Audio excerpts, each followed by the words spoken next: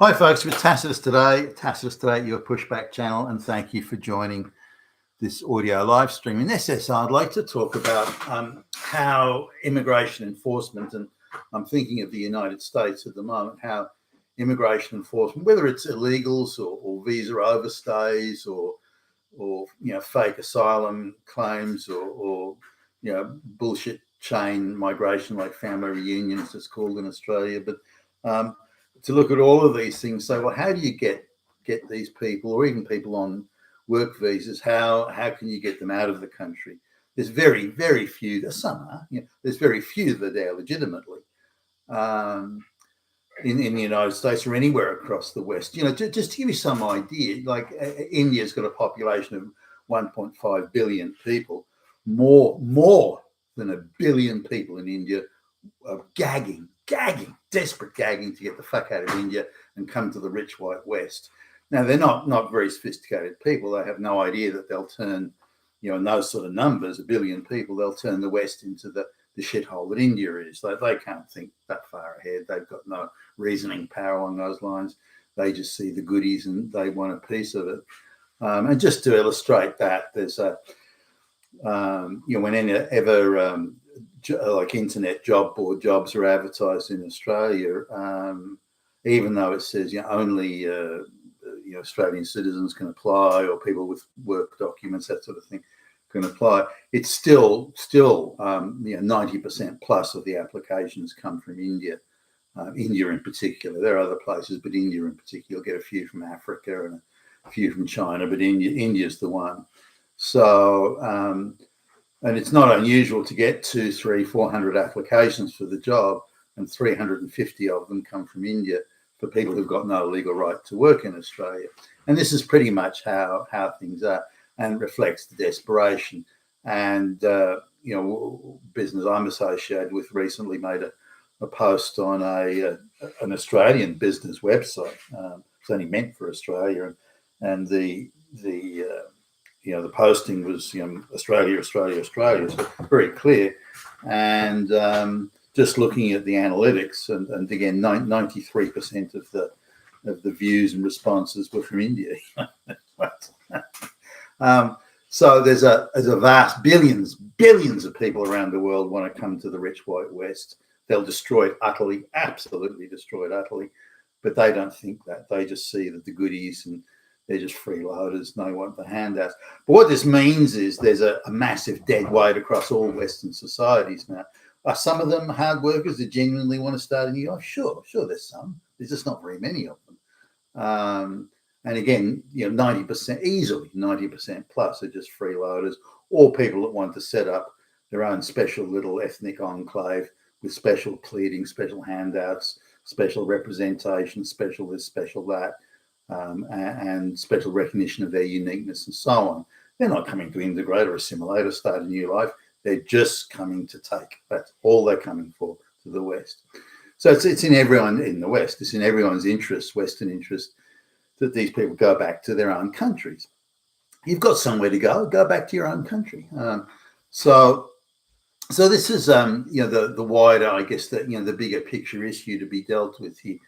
But the globo-leftists, the George Soroses, the Davos people, the World Economic Forum, the United Nations, they're hell-bent on eradicating all white countries and populating with brown and black people. And India plays a huge role in that because they've got such a massive surplus population. Now, with the ICE enforcement actions in the United States, and we've recently seen, Minnesota, Minneapolis, and all that sort of thing, there's a very concerted, very well funded, very well organized. There is a big organization pushing it. Maybe I'm not sure how efficient they are, but a big organization pushing the opposition to immigration enforcement, and they have total control of the media. The media are presenting these people in a heroic, very flattering light. They're fighting Hitler. Look at the bravery, the courage, the stunning braveness. That they're presented as being very heroic. No matter how crazy, insane, or fucked up they are, they're always presented as brave and valiant morally superior people, which they're clearly not. But that's the media spinning and the narrative production. And every ICE arrest, doesn't matter it's for someone, a triple murderer, or it just doesn't matter. They don't care. The media present it as somehow a terrible event, and the globalist controlled politicians. It's the Gestapo. It's Hitler. It's the Nazis. Oh, it's Germany. Nazi swastika, Ziga, and they just endless barrage. Everyone's a Nazi and a fascist Gestapo, and the media give full coverage. I noticed the amount of media announcements that people like J.D. Vance or the President, Trump, Caroline Leavitt, the press secretary, and other members of the administration, the amount of interviews they do that you just don't get to see on mainstream media. They'll give little clipped edits of it, but they just don't do it. Whereas, some nobody Democrat politician gets up and goes, "It's the Gestapo, Hitler, it's Hitler." That gets wall-to-wall coverage, and even in Australia, all of the news, the entire news media machine, or nearly all of it, is spinning one narrative.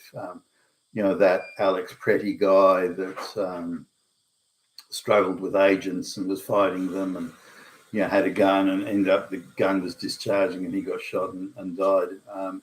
He's presented as some heroic figure who was just fighting Hitler. What's your problem? He was a nurse. He was a great guy. He was a fucking top dude, and he was just brutally gunned down by Hitler. And other stories like little 5-year-old kid was arrested at gunpoint by Hitler, and all of these things, of course, are untrue. They're they can be disproven very quickly, and the media obviously knows the reality here. That they know that it's all bullshit, but they're absolutely 100% dedicated to media spinning wherever it opposes the administration, any attempt to capture illegal aliens, be they criminal, super criminals, or some criminal, like even arresting someone they're in the country illegally and that they've had 3 drunk under the influence citations, and they've got illegally obtained driving license through fraud and so on and so forth. That's still pretty criminal in my view. That should warrant deportation. But the media machine and the narrative machine says no, they're okay. And people have committed murder and all sorts of crimes. They don't have to go. And really, anyone who's to be deported, no matter what their level of criminality is, they're to be. Every effort is made to protect the illegal alien, to protect them from deportation or prevent deportation. It seems insane to me, but that's how it is in the US now. Also, the false claims that American citizens are being arrested, millions, hundreds of millions of American citizens just being rando arrested for no reason because it's Hitler, and just going down that path. And there was a case I was just looking at where there was a Hispanic guy who's been in America for 20 years and he's got citizenship, but he just lives in a Hispanic enclave, barely speaks a word of English, so he can't answer the questions. He's got no ID on him. He doesn't speak English, and what's the ICE officer supposed to do? He's caught with an illegal alien who's committed multiple crimes. And it's very eminently reasonable to assume that he's an American. He's not an American citizen. That he's an illegal. Why can't you speak English? If you've been here for 20 years, you can't speak a word of English. No, And so when the guy they detain him, and when it's proven, his relatives come and bring these documents, and when it's proven he is a US citizen, then they let him go straight away. But the probable cause is there. But this is presented in the media as just rando arresting American citizens, and so you have the impression of this American, middle class white American, just being rando grabbed off the street, and this is simply not true. Now the optics of this, you look at, say, I was just watching a video on how they turn a non-event into an event. So they got these street activists on there, and ICE do themselves no favours by the way they do business, by the way, but you know, in my opinion, they're rather clumsy about it. But anyway, they go and they get this guy who is a murderer, and this illegal alien who is a murderer, and he's some Hispanic dude, and they finally grab him. He tries to run away, and then he struggles with them, and you know it's a drama, and you know there are other people with him, and they're putting up a fight. So it's not an easy job for ICE here, and there's a mob around them, mainly, not all, but mainly of you know white women, a lot of lesbians, government employees, that sort of thing. And the minute the ICE are grabbing the guy and you know, bring him to the ground because he's struggling to put and again, if the guy was following lawful orders, then they wouldn't need to do any of this. But they get him to the ground and they're putting handcuffs on him. Now, at that same time, a group of screamers appear, and they're obviously trained to do this. And so a bunch of women scream at the top of their voice, screaming in the highest tone. So suddenly you get all these shrieking women. You know, the Arabs used to have this; they called them criers. Yeah? But they used to have so this bunch of shrieking women. The Druids actually in ancient, you know, the ancient Roman times did this. They would a bunch of Druids would appear and shriek at the loudest possible, you know, hailing curses and all that sort of thing. So, so this is the same thing. You get this crescendo of screaming and screeching, and just right on cue, they all do it. You know, bang, start screeching now, and then people blowing whistles. So this gives this impression of total mayhem, which I suppose it is. But this is manufactured mayhem. This is not the actions of calm, sensible, reasonable people or anything like that. This is, you're illegitimate. What you're doing is illegitimate. You're Hitler, and we can therefore oppose you to whatever degree we want. And the media will support us. The media will be sympathetic. The media will depict you as the Nazis and depict us as the super good guys. And that's it. So the Trump administration has no control over the media. Everything negative against the administration in terms of immigration enforcement is given wall-to-wall coverage, whereas any of the explanations, the calm, reasonable explanation, look, we've arrested 10 murderers today and deported them, that doesn't get the coverage. That's not out there.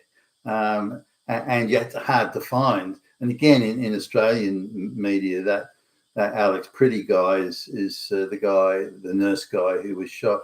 No mention that he's that he was involved in anti-ICE protesting, was kicking a car, spitting on agents, all that. None of that's mentioned. Nothing at all. He was just a very stunning and brave, morally superior guy, minding his own business till Hitler came, and that's the depiction.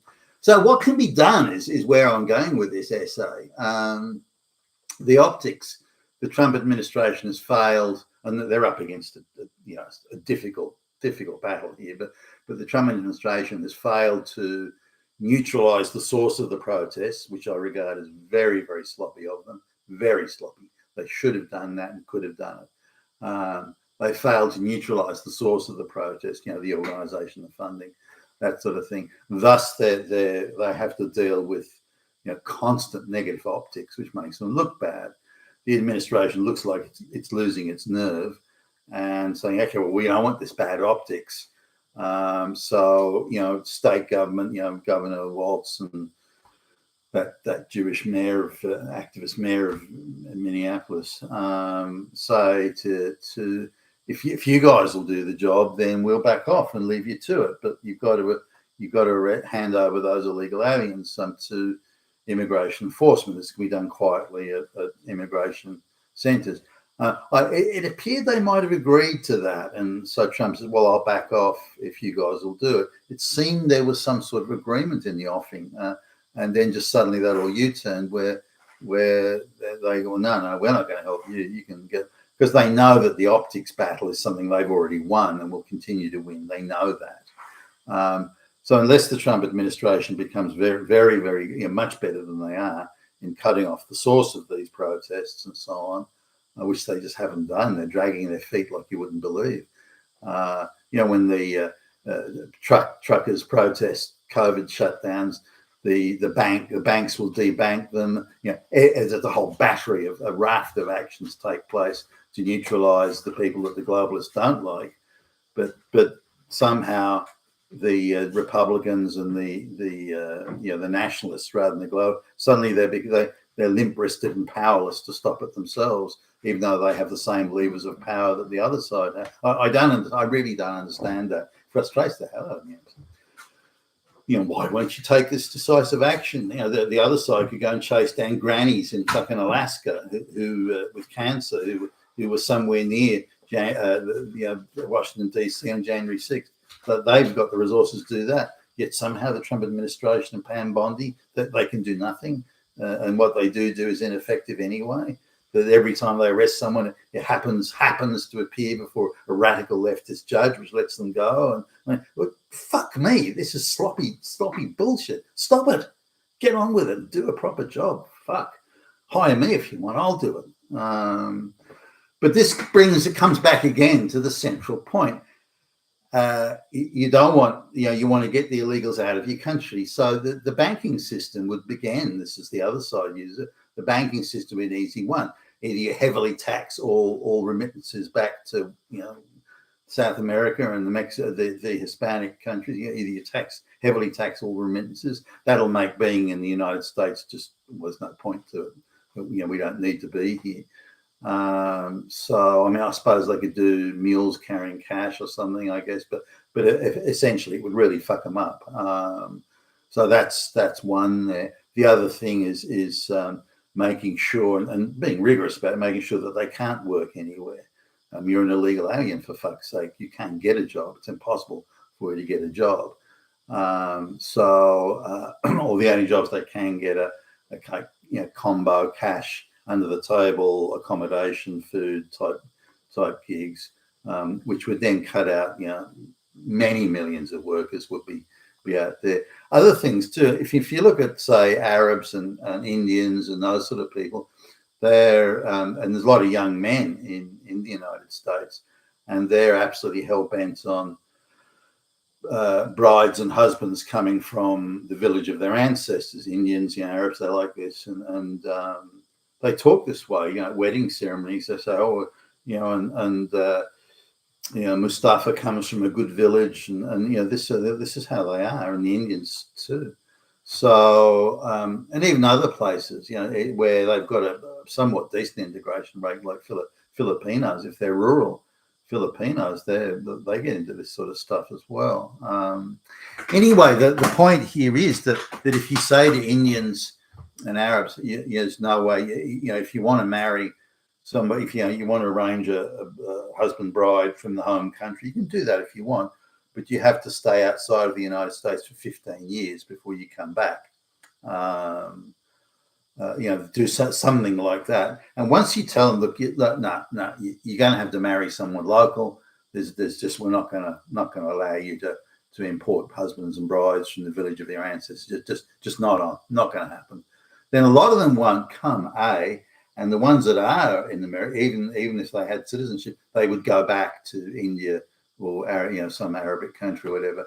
They would leave. To them, that's a very, very important issue. They're even against marrying, here in Australia, Indian families don't even want their kids to marry locally born Indians, like Indians, but locally. But even that's seen as a spiritual contamination, cultural contamination. Has to be someone direct from the village of their ancestors, which is a fucking joke, by the way. And the Western governments just look the other way. The other thing is stop cousin marriage. You can marry your third cousin only, and onwards, like fourth, fifth cousin, that sort of thing. But you can't marry your cousin or your second cousin. And that would, again, a lot of the Arabic countries, Pakistan, Bangladesh, Islamic countries, they would leave. They wouldn't stay. If they can't marry their cousin, they wouldn't stay. They would go.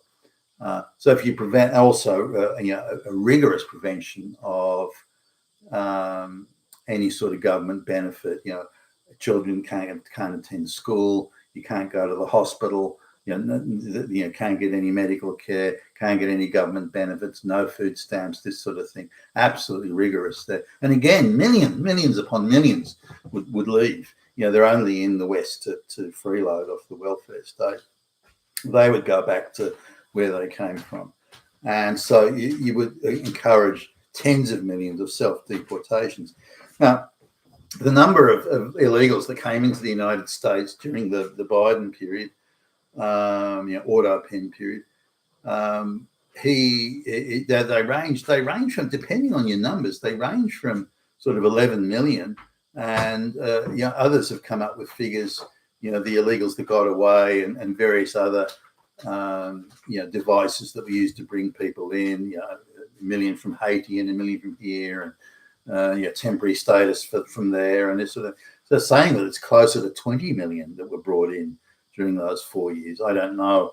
I mean, no one can really do an accurate accounting here, and maybe nobody knows. So we're looking at something between, say, 11 million at the low end and 20 million at the high end that came in during that period. Now, at the current rate of deportations, the Trump administration maybe will deport, given the way things are going currently, maybe we'll deport half of that 20 million number, give or take.